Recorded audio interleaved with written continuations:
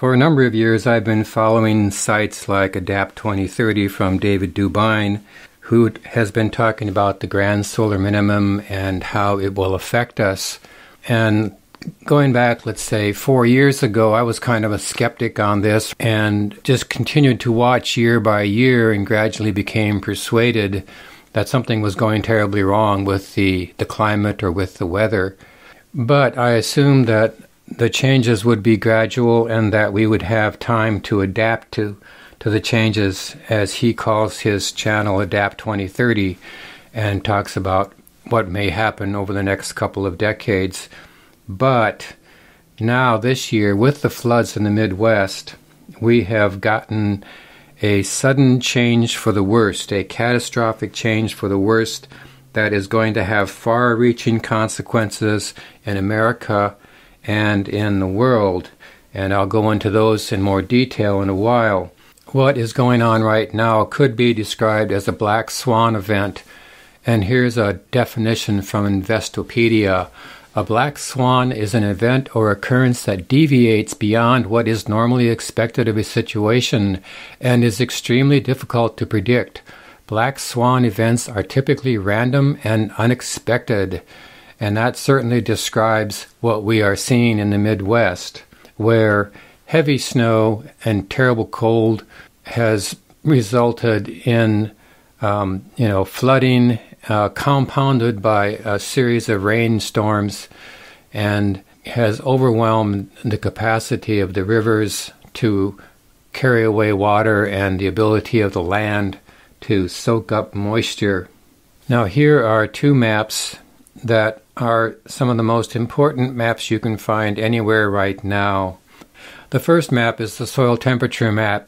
What you can see here is that in large parts of the country, the soil is much too cold for planting at a time when we are on the verge of our normal spring planting season. The soil has to be at least 50 degrees Fahrenheit in order for seeds to germinate, and if it's not that way, then the seeds will either fail to germinate, they will rot in the ground, or become covered with some kind of mold that is toxic to humans. And then here's another map that shows soil moisture levels, and what you see is large parts of the country, particularly the southeastern part of the country, where soil moisture is very high.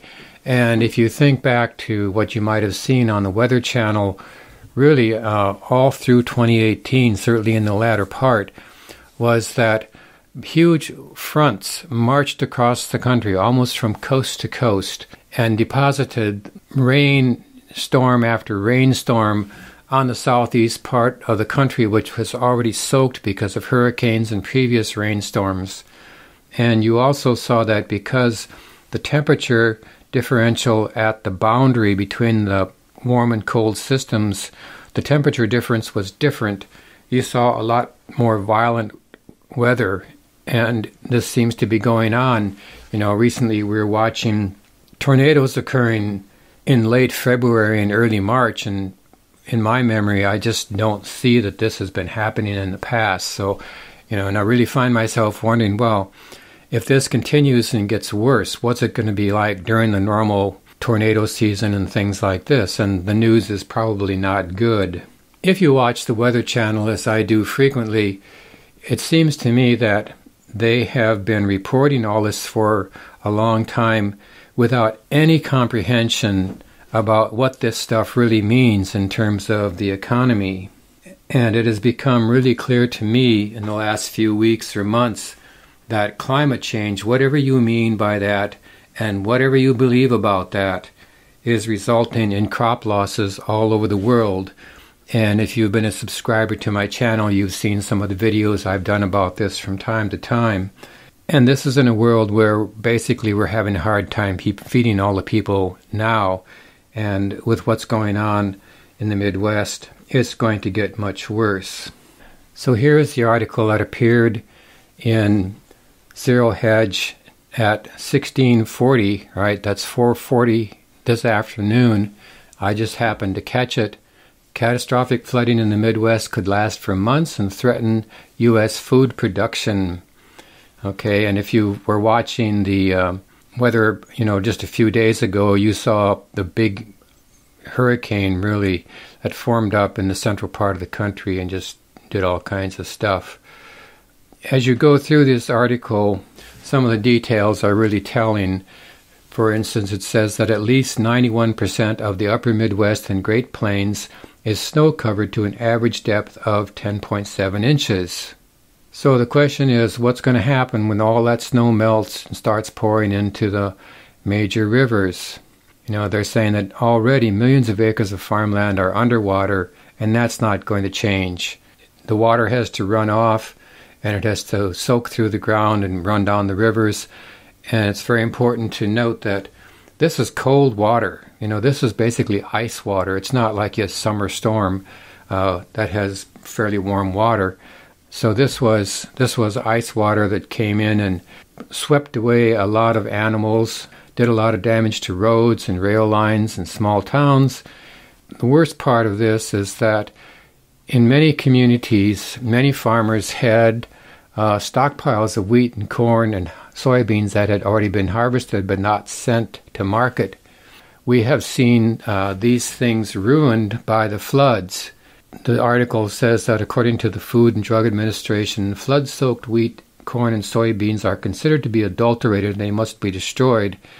And even without that, you think about when the flood waters come up like that, they overwhelm sewage plants, they overwhelm all kinds of industrial facilities that in some cases have noxious chemicals in them. So the water is contaminated, there's a risk of disease for all the people and animals, and when crops are grown again on that land, the pollution from the flood is going to be a problem.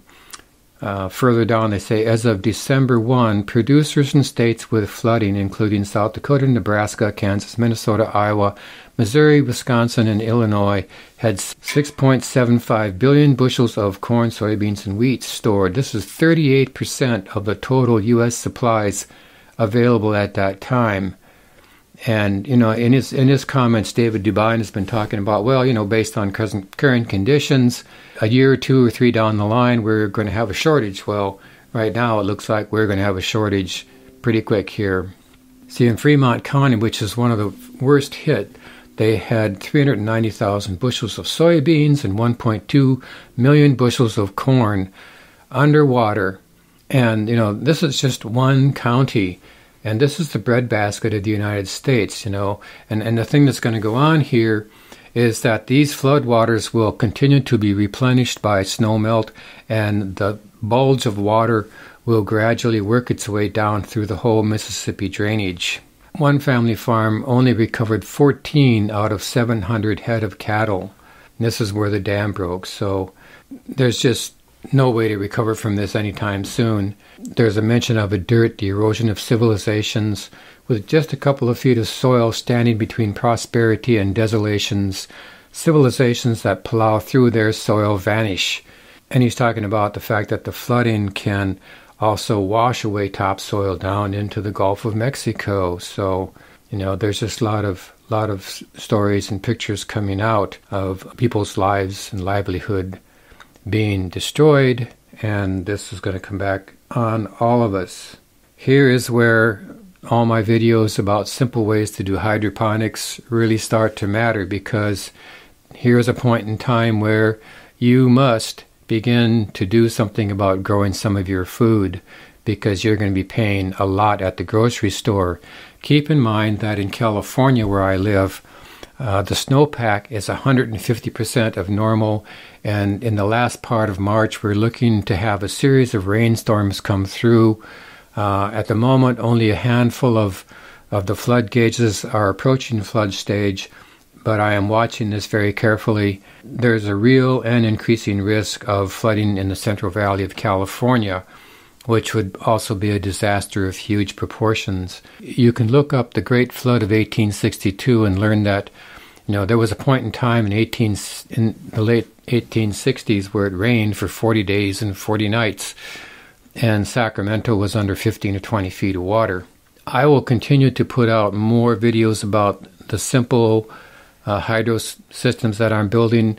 right now, I think that any kind of manually operated system is a good idea. It doesn't take that much time because you only need to top it up every couple of days or so. And going to a pump and timer type system is a whole order of magnitude of complexity. So watch out for some of these videos. I'll be talking more about growing tubes. Also, I would suggest that this is a time when we should all stock up a little bit on food. I think that in terms of staples, black beans should be near the top of your list. I'd recommend 5 or 10 or 15 pounds of those because black beans have the same amino acid profile as chicken breast. So this is like a vegetarian meat. And then if you go on and get some things like, lettuce seeds and kale and collards and cabbage and all kinds of leafy green sort of things and green beans and snap peas and things like this, you will be in a position to sustain yourself and your family in the months ahead, which are unfortunately going to become increasingly difficult.